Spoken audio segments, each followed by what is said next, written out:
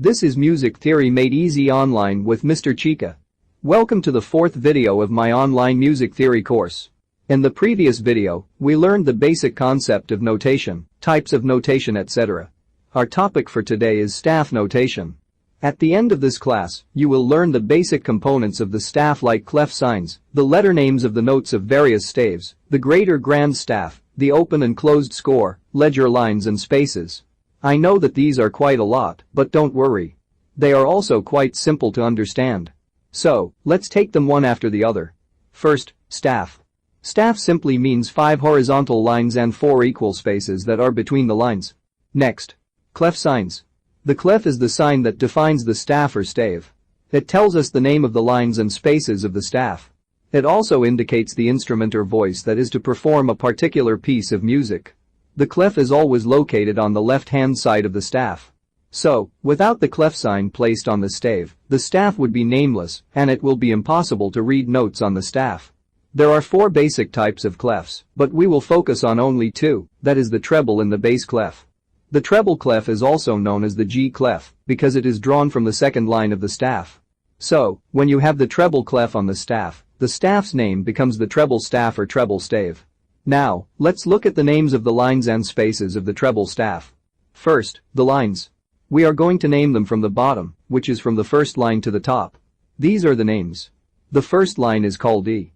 The second line is G. The third line is B. The fourth line is D, and lastly, the fifth line is called F. To remember the names of the lines, use every good boy deserves Fanta as a mnemonics. Now, the names of the spaces.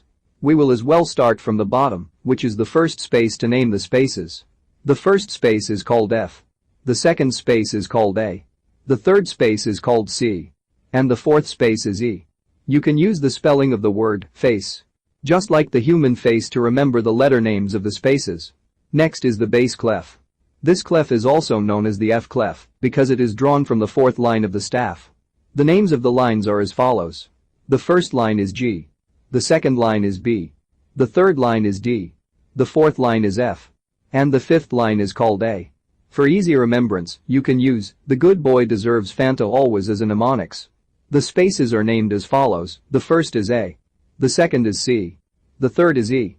And, lastly, the fourth space is G. And the mnemonics are, all cow eat grass. Notice that the letter names of the lines and spaces for both treble and bass staves are arranged in the sequential order of the 7 music alphabet. The great or grand staff. The great staff is also called the grand staff. It is the combination of both the treble and the bass staff. The great staff is used for writing music for the piano or any other type of keyboard instrument, including the marimba. In the great staff, the treble staff represents the right-hand note range, while the bass is for the left-hand range.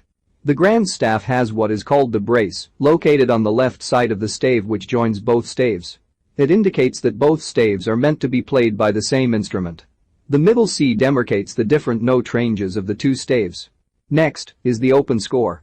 The open score simply means a musical choral or orchestral score, in which each part has a staff to itself.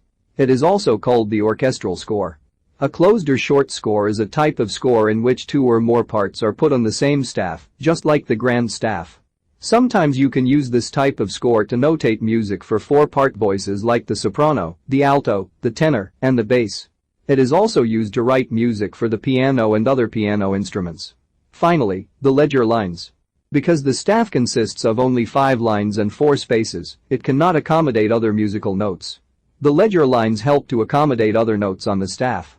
So, ledger lines are short horizontal lines written above or below the staff to extend the staff. Whenever the ledger lines are written, a ledger space occurs as well. So, that is all for today's class, and I hope you have learned a lot. Remember to click the link below to get the note for today's class. Our next topic will be on note value and duration. If you haven't subscribed, consider doing so now and enable the bell icon so you can get notified whenever I upload another video. Have fun!